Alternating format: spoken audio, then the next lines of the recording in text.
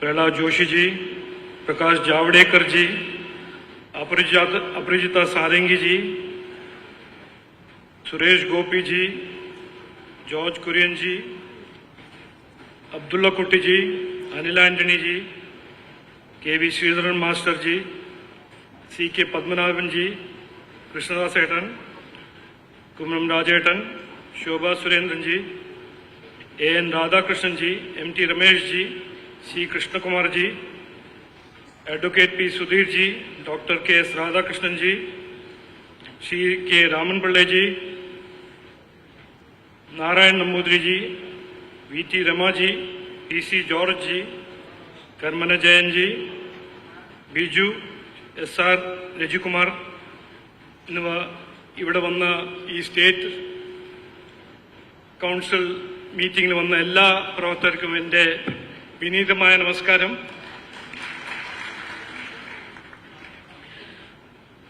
കഴിഞ്ഞ ഒരു 3-4 മാസമായി നടക്കുന്ന ഒരു ഡെമോക്രാറ്റിക് പ്രോസസ് ഫലമായി ഒരു ജനാധിപത്യ പ്രക്രിയയിൽ ഇന്ന് എന്നെ എനിക്കൊരു സംസ്ഥാന പ്രസിഡന്റ് ഉത്തരവാദിത്വം എനിക്ക് പാർട്ടി തന്നു. നിങ്ങളെല്ലാവരുടെയും സ്നേഹവും പിന്തുണയോടും ആണ് ഈ ഉത്തരവാദിത്വത്തിന്റെ ഒരു ശക്തി. എല്ലാ പ്രവർത്തകരുടെ പേരിൽ ഞാൻ ഈ ഉത്തരവാദിത്വം ഇന്ന് ഏറ്റെടുക്കുന്നു.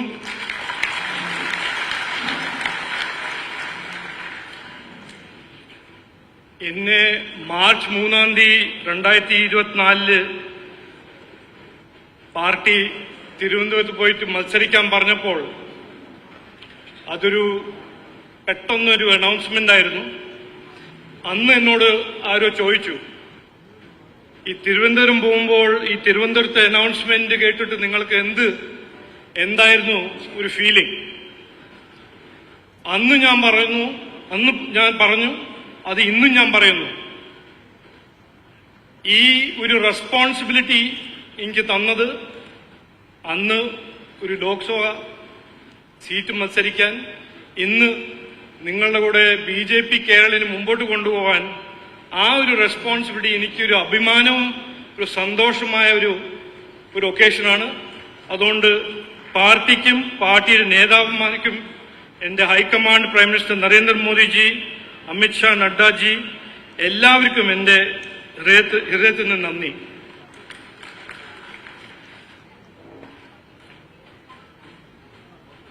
സുരേന്ദ്രൻജി പറഞ്ഞല്ലോ, ജാവ്ദേക്കർജിയും പറഞ്ഞു, ദാസേട്ടനും പറഞ്ഞു. ഈ പാർട്ടി ഈ സ്ഥിതിയിൽ വന്നിരിക്കുന്നത് എത്രയോ പ്രവർത്തകരും സംസ്ഥാന പ്രസിഡന്റും നേതാവുമാരുടെയും കഠിന അധ്വാനവും അവരുടെ ഒന്നുമില്ലാത്ത സമയത്ത് അവരുടെ ഒരു ഡെഡിക്കേഷനും, അതുകൊണ്ടാണ് ഈ പാർട്ടി ഈ അവസ്ഥയിലും ഈ ഒരു സ്ഥിതിയിൽ വന്നിരിക്കുന്നത്. പ്രകാശ്ജി പറഞ്ഞല്ലോ, 19% നമ്മുടെ വോട്ട് ഷെയർ ഇനി മുമ്പോട്ട് പോകുമ്പോൾ അതിനെ എക്സ്പാൻഡ് ചെയ്ത് നമുക്ക് ശരിക്കും ഒരു പൊളിറ്റിക്കൽ സക്സസ്, രാഷ്ട്രീയ സക്സസ് കിട്ടണം. അതെല്ലാം ചെയ്തത് മാരാർജി മുതൽ സുരേന്ദ്രൻജി വരെ എത്രയോ സംസ്ഥാന പ്രസിഡന്റ്സ് ചെയ്തിട്ടുണ്ട്. അവരുടെ ഒരു കഠിന അധ്വാനവും അവരുടെ ഒരു പരിശ്രമവും അതിന്റെ ഫലമാണ്. അതുകൊണ്ട് എല്ലാവർക്കും ഞാൻ ഇന്ന് നന്ദി പറയുന്നു. അതുമാത്രമല്ല, നിരവധി ബലിദാനികളും അവരുടെ കുടുംബങ്ങളും ചെയ്ത ഈ ത്യാഗങ്ങൾ എന്നെയും ഇന്ന് എല്ലാവർക്കും ഇൻസ്പയർ ചെയ്യുന്ന ഒരു ഫാക്ടറാണ്. അവരോടും അവരുടെ പ്രവർത്തനങ്ങളും ത്യാഗങ്ങളോടും നമ്മൾ വളരെയധികം കടപ്പെട്ടിരിക്കുന്നു. അത് മറക്കാൻ പറ്റുന്ന സാധനമല്ല, നമുക്ക് മറക്കാൻ പാടില്ല.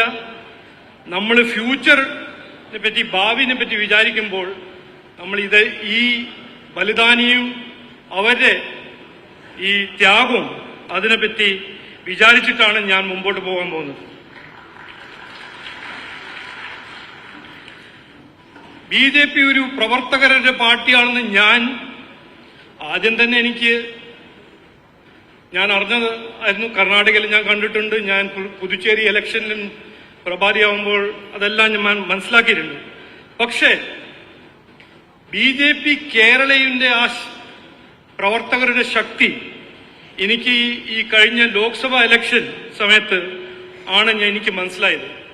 35 ദിവസം എനിക്ക് ക്യാമ്പയിൻ കിട്ടിയ ഒരു ക്യാമ്പയിനിൽ 3.5 ലക്ഷം വോട്ട് പിടിച്ച് തന്ന അവരുടെ റെസ്പോണ്ട് അതിന്റെ ക്രെഡിറ്റ് ആർക്കെങ്കിലും പോവാണെങ്കിൽ പ്രവർത്തകരുടെ അധ്വാനവും BJP തിരുവനന്തപുരം BJP കേരള പ്രവർത്തകരാണ് അത് ചെയ്തു തന്നത്. അതുകൊണ്ട് BJP ഒരു പ്രവർത്തകരുടെ പാർട്ടി ആയിരുന്നു, ഇന്നും ആണ്, ഇനി മുമ്പോട്ട് പോകുമ്പോഴും ആ പ്രവർത്തകരുടെ പാർട്ടി ആയിട്ടിരിക്കും എന്ന് ഞാൻ ഉറപ്പു തരുന്നു. പ്രഹ്ലാദ്ജി കേരളനെ പറ്റിയും നമ്മളുടെ കേരള സ്ഥിതിയെ പറ്റിയും പറഞ്ഞു. ഇക്കണോമിക്കും CPM കോൺഗ്രസിന്റെ ഭരണത്തിനെ പറ്റിയും അദ്ദേഹം ഡീറ്റെയിൽ ആയിട്ട് മുമ്പോട്ട് വെച്ചിട്ടുണ്ട്. അപ്പോൾ ഞാൻ അതിൽ പോകാൻ പോകുന്നില്ല. പക്ഷേ നമുക്ക് മനസ്സിലാക്കേണ്ടത് നമ്മുടെ കേരളത്തിന് വളരെയധികം സാധ്യതകളുണ്ട്. നമ്മൾ ഈ ഹെഡ്ലൈൻ എല്ലാം വായിക്കുമ്പോൾ കടം വാങ്ങാൻ പോകുന്നു, കാശ് കൊടുക്കാനില്ല, KSRTക്ക് കാശ് കൊടുക്കാനില്ല, പെൻഷന് കാശ് കൊടുക്കാനില്ല, ഇതെല്ലാം നമ്മൾ വായിക്കുമ്പോൾ നമ്മളുടെ കേരളക്ക് എന്തായെന്ന് നമ്മൾ വിചാരിക്കുന്നു. പക്ഷേ ഞാൻ ഇന്ന് പറയാൻ ആഗ്രഹിക്കുന്നത് നമ്മുടെ കേരളക്ക് എത്രയോ പൊട്ടൻഷ്യൽ ഉണ്ട്. കേരളത്തിന് പുറത്ത് നമ്മുടെ യുവാക്കൾ വളരെ വിജയകരമാണ്. ഇതിന് ആർക്കെങ്കിലും സംശയമുണ്ടോ? നമ്മൾക്ക് പൊട്ടൻഷ്യൽ ഉണ്ടെന്നും നമ്മളെ യൂത്തിന് ഓപ്പർച്യൂണിറ്റി കിട്ടുമ്പോൾ അവർ ഭയങ്കര സക്സസ്ഫുൾ ആണെന്ന് ആർക്കും ഒരു സംശയം ഉണ്ടാവാൻ പാടില്ല.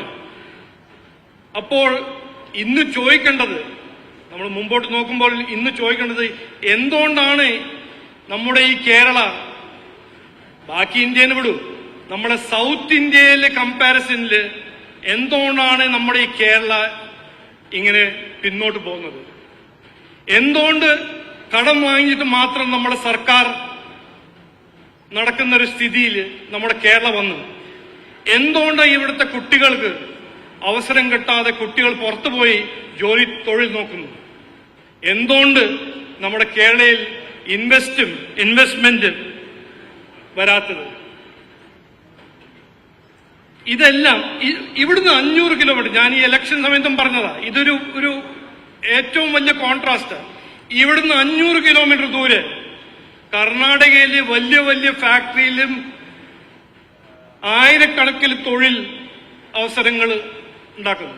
അത് എന്താണ് കേരളയിൽ വരാത്തത്? എന്തുകൊണ്ട് ഇവിടെ നടക്കുന്നില്ല? അത് ഇക്കോണമിയാണോ? ഞാൻ പറഞ്ഞ മാതിരി കടമെടുത്ത് ഒരു സർക്കാർ നടത്തുന്ന സർക്കാരാണോ? ലഹരി ഡ്രഗ്സ് ആണോ? ലോ ആൻഡ് ഓർഡർ ആണോ? റാഡിക്കലൈസേഷൻ ആണോ? എല്ലാം വലിയൊരു ചാലഞ്ചായിട്ടാണ് നിൽക്കുന്നത്. കർഷകരാണോ? മത്സ്യത്തൊഴിലാളികളാണോ? നമ്മുടെ തീരദേശത്തില് കടലാക്രമണം വരുന്നു. അതേ സൈഡിൽ തമിഴ്നാട്ടില് അതേ തീരദേശത്തിൽ അവർക്ക് കടലാക്രമണത്തിനെ പ്രൊട്ടക്ട് ചെയ്യാൻ ഇൻഫ്രാസ്ട്രക്ചറിന് അവർ ബിൽഡ് ചെയ്യുന്നു. അത് എന്താണ് നമുക്ക് കേരളയിൽ ചെയ്യാൻ പറ്റാത്തത്? ഞാൻ ഈ ഇലക്ഷൻ സമയത്ത് ഇങ്ങനെ തീരദേശത്ത് പോകുമ്പോൾ ഒരു വണ്ടി നിർത്തി, രാജേഷ് ഉണ്ടായിരുന്നു എന്റെ കൂടെ, വണ്ടി നിർത്തി ഒരു മത്സ്യത്തൊഴിലാളി, അവിടെ ഒരു സ്ത്രീയുടെ അടുത്ത് പോയി പറഞ്ഞു, ഞാനാണ് BJPന്റെ കാൻഡിഡേറ്റ്, എനിക്ക് ചേച്ചി വോട്ട് തരണം. അപ്പൊ ആദ്യം ദേഷ്യമുണ്ടോ എന്ന് പറഞ്ഞു, നിങ്ങൾ രണ്ടാളും CPM-ഉം കോൺഗ്രസും വന്ന് എപ്പോഴും വോട്ട് ചോദിക്കും, വാഗ്ദാനം തരും, ഒന്നും ചെയ്യില്ല. അപ്പോഴാണ് ഞാൻ ക്ലാരിഫൈ ചെയ്തത്, അല്ല ഞാൻ CPM-ഉം അല്ല കോൺഗ്രസും അല്ല, ഞാൻ BJP NDA ആണ്. എന്നിട്ടാണ് ചേച്ചി എന്റെ വാക്ക് കേട്ട് ഞാൻ പറയാനുള്ളത് സംസാരിച്ചത് അത് ഇന്ന് കേട്ടു. ബട്ട് ഇതാണ് 70 കൊല്ലം കഴിഞ്ഞിട്ട് നമ്മുടെ ഈ കേരള നാട്ടിലെ ജനങ്ങൾക്ക് രാഷ്ട്രീയത്തിലൊരു വിശ്വാസം. അത് എന്തുകൊണ്ട്? ഈ രണ്ട് പാർട്ടി ഇങ്ങനെ വാഗ്ദാനം കൊടുത്ത് കേരളനെ ഈ സ്ഥിതിയിൽ കൊണ്ടുവന്നിരിക്കുന്നു. അപ്പോ ഒരു മാറ്റം വേണം. ഈ മാറ്റം, ഇതിനെ മാറ്റുക എന്നാണ് ഞങ്ങളെല്ലാവരെയും ഒരു ദൗത്യം. എന്നോട് ചോദിച്ചു ആരോ, നിങ്ങളുടെ മിഷൻ എന്താണ്? BJP കേരളത്തിന്റെ ഒരു പുതിയ മിഷൻ എന്താ? ആ ദൗത്യമാണ് ഇവിടെ മാറ്റം കൊണ്ടുവരാൻ. കേരളവും വളരണം, നിക്ഷേപങ്ങൾ സ്വീകരിക്കണം, നമ്മുടെ കുട്ടികൾക്ക് ജോലിയും കഴിവുകളും ഉള്ള ഒരു മികച്ച ഭാവി സൃഷ്ടിക്കണം. ഇതാണ് നമ്മുടെ ദൗത്യം. ഇതാണ് BJP കേരള NDA കേരളത്തിന്റെ മിഷൻ. അത് പറയുമ്പോൾ ഒരു പ്രശ്നം, ഇതെങ്ങനെയാണ് ഞങ്ങൾ ചെയ്യാൻ പോകുന്നത്? ഇത് മനസ്സിലാക്കാൻ 11 കൊല്ലം മുമ്പേ 2014 നരേന്ദ്രമോദിജി ഇന്ത്യന്റെ പ്രധാനി ആവുമ്പോൾ ഇതേ പ്രോബ്ലം ഇന്ത്യയിലായിരുന്നു. ഇന്ത്യന്റെ ഇക്കോണമി തളർന്ന് ലോകത്തിലെ ഏറ്റവും ദുർബലമായ ഒരു ഇക്കോണമി ആയിരുന്നു. ഇന്ന് അതേ ഇക്കോണമി ടോപ്പ് 4 ഇക്കോണമിയിൽ ആയി വന്നു. മോദിജിയുടെ കഠിന അധ്വാനം, ജനങ്ങളുടെ സമർപ്പണം, നല്ല ഭരണം, നല്ല നയങ്ങൾ, അതാണ് ഈ 11 കൊല്ലത്തിൽ ഇന്ത്യനെ മാറ്റിയത്. ഒരു പുതിയ ഇന്ത്യ, ഒരു ന്യൂ ഇന്ത്യ സൃഷ്ടിച്ചത് ഇങ്ങനെയാണ്. 11 കൊല്ലം അധ്വാനിച്ചും നല്ല പോളിസിയും നല്ല ഗവർണൻസിന്റെ കാരണം. എത്രയോ ജനങ്ങളുടെ ജീവിതത്തിൽ മാറ്റം കൊണ്ടുവന്നു. വീട്, കുടിവെള്ളം, ഞാൻ അതിന്റെ ഡീറ്റെയിൽസിൽ പോകാൻ പോകുന്നില്ല. ഹെൽത്ത് കാർഡ്,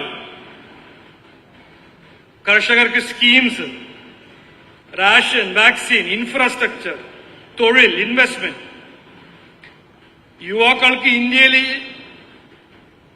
ഇന്ന് കിട്ടുന്ന ഓപ്പർച്യൂണിറ്റീസ് നമ്മുടെ ചരിത്രത്തിൽ ഉണ്ടായിട്ടില്ല. ടെക്നോളജി ആണോ, IT ആണോ, മാനുഫാക്ചറിംഗ് ആണോ, ടൂറിസം ആണോ? അതുകൊണ്ട് ഈ ഒരു 11 കൊല്ലം ചെയ്ത പോളിറ്റിക്സ് ഓഫ് പെർഫോമൻസ്, പറഞ്ഞത് ചെയ്യും എന്ന ഒരു പൊളിറ്റിക്കൽ ഗവർണൻസ്, അതാണ് ഇന്ത്യയെ ഒരു ദുർബലമായ ഇക്കോണമിയിൽ നിന്ന് മാറ്റി 4ാം number economy, global 4ാം number economy ആക്കി വെച്ചത്. അതാണ് നമ്മളെല്ലാവരും കേരളത്തിൽ കൊണ്ടുവരാൻ ആഗ്രഹിക്കുന്ന മാറ്റം. അതാണ് നമ്മുടെ എല്ലാവരുടെയും ദൗത്യം. ദൗത്യം എന്താന്ന് ചോദിക്കുമ്പോൾ ഇതാണ് നമ്മുടെ മിഷൻ, ഇതാണ് നമ്മുടെ ലക്ഷ്യം. ഈ വരുന്ന കാലം ഗ്ലോബലി ഒരു വളരെ മാറ്റമുള്ള കാലമായിരിക്കും. ഇത് ഇന്നലെ നോക്കിയാൽ, ഇന്ന് കമ്പയർ ചെയ്താൽ മാറ്റം, ഇന്ന് നോക്കി മുമ്പോട്ട് പോകുമ്പോൾ ഒരു പ്രെഡിക്റ്റ് ചെയ്യാൻ നോക്കിയാൽ നല്ല മാറ്റം വരാൻ പോകുന്നു. ഗ്ലോബൽ ചേഞ്ചസ് നമ്മൾ കാണുന്നുണ്ട്. എത്രയോ ചേഞ്ച് വരുന്നുണ്ട്. ടെക്നോളജി ആണോ, ട്രേഡ് ആണോ, മാനുഫാക്ചറിംഗ് ആണോ, ഈ ഗ്ലോബൽ ചേഞ്ചസിന്റെ ഇമ്പാക്ട് ഇവിടെയും ഇമ്പാക്ട് ഉണ്ടാക്കും. ഇവിടെ എന്ന് പറഞ്ഞാൽ നമ്മുടെ നാട്ടില് ഭാവിയിൽ ഒരു ഫോർമുല ആയിരിക്കും സത്യം ഡിസ്ക്രൈബ് ചെയ്യുന്ന ഫോർമുല. അത് ഞാൻ മലയാളത്തിൽ പറഞ്ഞുതരാം. നിക്ഷേപവും തൊഴിലും വരുന്നത് കഴിവുള്ള യൂത്തുള്ള സംസ്ഥാനത്തിലായിരിക്കും. കഴിവുള്ള യൂത്ത് പോകുന്നത് അവസരങ്ങളുള്ള സംസ്ഥാനം. മനസ്സിലായില്ലേ? ഞാൻ ഇത് ഇംഗ്ലീഷിൽ പറയാം. Investments will come to where the talent is and talent will go to where the opportunities are. അതുകൊണ്ട് ഒരു സംസ്ഥാനത്തിൽ അവസരങ്ങൾ ഉണ്ടാക്കിയില്ലെങ്കിൽ അവിടുത്തെ യുവാക്കൾ വേറെ എവിടെയെങ്കിലും പോവും. യുവാക്കൾ വേറെ എവിടെയെങ്കിലും പോയാൽ അവിടെ നിക്ഷേപം വരാൻ ഒരു ഇൻസെന്റീവും ആർക്കും ഉണ്ടാവില്ല. അതുകൊണ്ട് ഇതാണ് ഈ വരുന്ന കാലത്തും ഇന്ന് നടക്കുന്ന വരുന്ന കാലത്തിൽ ഒരു റിയാലിറ്റി. അതുകൊണ്ട് നമ്മുടെ കേരളയിൽ വേണ്ടത് നോക്കിക്കൂലിയുള്ള കേരളമല്ല, നിക്ഷേപം, തൊഴിൽ ഉള്ള കേരളമാണ് വേണ്ടത്. വിദ്യാഭ്യാസമുള്ള തലമുറ, IT, ടൂറിസം, മാനുഫാക്ചറിംഗ്, ഇതെല്ലാം അവസരങ്ങൾ ഉണ്ടാക്കുന്ന ഒരു കേരളമാണ് നമുക്ക് ഉണ്ടാക്കേണ്ടത്, വേണ്ടത്. അതുകൊണ്ട് ഒരുമിച്ച് നമുക്ക് എല്ലാവർക്കും ഒരു ടീമിന്റെ ഒരു സിസ്റ്റമിൽ നമുക്ക് നിലയിൽ ഈ വികസന സന്ദേശം നമ്മുടെ സംസ്ഥാനത്തെ ഓരോ വീട്ടിൽ എത്തിക്കണം.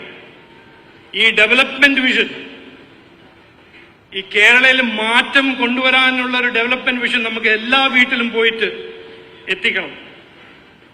ഇന്ത്യ വരുന്ന കാലത്തിൽ ഇതിൽ ഒരു ഡൗട്ട് ഉണ്ടാവാൻ പാടില്ല. ഇന്ത്യ വരുന്ന കാലത്തിൽ ഒരു വികസിത് ഇന്ത്യ, വികസിത് ഭാരത് ആവും. നമ്മുടെ കേരളയും ഒരു വികസിത് കേരള ആവണം എന്നാണ് നമ്മുടെ എല്ലാവരുടെയും ആഗ്രഹം. ഇത് നമ്മുടെ ദൗത്യം.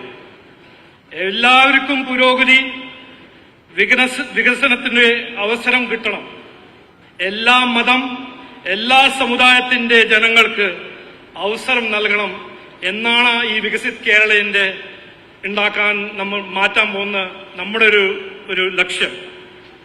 അതാണ് നമ്മുടെ ദൗത്യം. ഞാൻ ഒടുവിൽ ഈ മാറ്റത്തിനെ പറ്റി ഞാൻ പറഞ്ഞു. ഒടുവിൽ ഞാനൊരു പ്രധാനപ്പെട്ട ഒരു പോയിന്റ് പറയാൻ പോകുന്നു.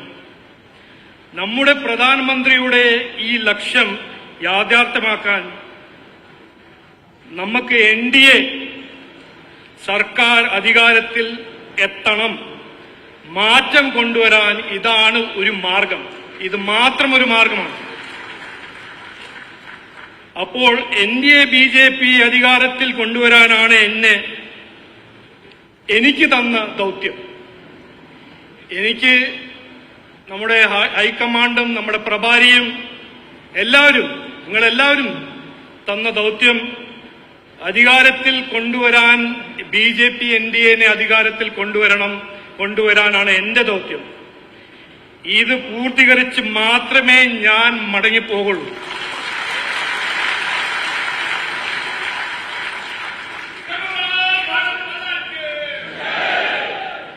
അതുകൊണ്ട് അഹമ്മദാബാദിൽ ജനിച്ച ഈ പട്ടാളക്കാരന്റെ മകൻ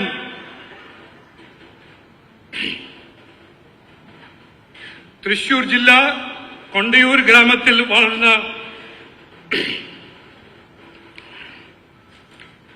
തൃശൂരിൽ പഠിച്ച 8 സെൻട്രൽ സ്കൂൾ, ഇന്ത്യയിൽ വേറെ സ്ഥലത്തിൽ പഠിച്ച, അമേരിക്കയിലും ഇന്ത്യയിലും ടെക് മേഖലയിൽ തൊഴിൽ ബിസിനസ് ചെയ്ത, 18 കൊല്ലം ദേശം ജനസേവ ചെയ്ത രാജ്യസഭ MP ആയ ഇനി ഈ പുതിയ ഉത്തരവാദിത്തം ഞാൻ ഏറ്റെടുക്കുമ്പോൾ ഞാൻ കമ്മിറ്റ്മെന്റ് തരുന്നു. ഞാൻ എന്റെ എല്ലാ സമയം സമർപ്പിക്കുന്നു ഈ വികസിത കേരളം, നമ്മുടെ ലക്ഷ്യം, നമ്മുടെ ദൗത്യത്തിന്. ഞാൻ ഇന്ന് എല്ലാവരുടെയും പിന്തുണ, എല്ലാവരുടെയും അനുഗ്രഹം, എല്ലാവരുടെയും സ്നേഹം അഭ്യർത്ഥിക്കുന്നു. എന്റെ വാക്കു ചുരുക്കുന്ന മുമ്പ് ഞാൻ ശ്രീ നാരായൺ ഗുരുദേവിന്റെ ഒരു കോട്ട് ഷെയർ ചെയ്യാൻ ആഗ്രഹിക്കുന്നു. വിദ്യ കൊണ്ട് പ്രബുദ്ധരാവുക, സംഘടന കൊണ്ട് ശക്തരാവുക, പ്രയത്നം കൊണ്ട് സമ്പന്നരാവുക. ഇതാണ് ശ്രീ നാരായൺ ഗുരുദേവ് പറഞ്ഞത്. ഇത് നമ്മുടെ പാർട്ടിക്കും നമ്മുടെ സംസ്ഥാന സർക്കാർ ഉണ്ടാക്കാൻ പോകുന്ന ഈ BJP NDAയ്ക്കും ഇത് വളരെ ഇമ്പോർട്ടന്റ് കോട്ടാണ്. വരൂ, നമുക്ക് എല്ലാവർക്കും ഒരുമിച്ച് ഈ വികസിത കേരളം നമ്മുടെ ദൗത്യമാക്കാം, അതിനുവേണ്ടി സമർപ്പിക്കാം. എല്ലാവർക്കും നന്ദി, എല്ലാവർക്കും നമസ്കാരം. എന്റെ കൂടെ പറയൂ, ഭാരത് മാതാ കി, ഭാരത് മാതാ കി, ഭാരത് മാതാ കി. ജയ് കേരളം, ജയ് ഹിന്ദ്.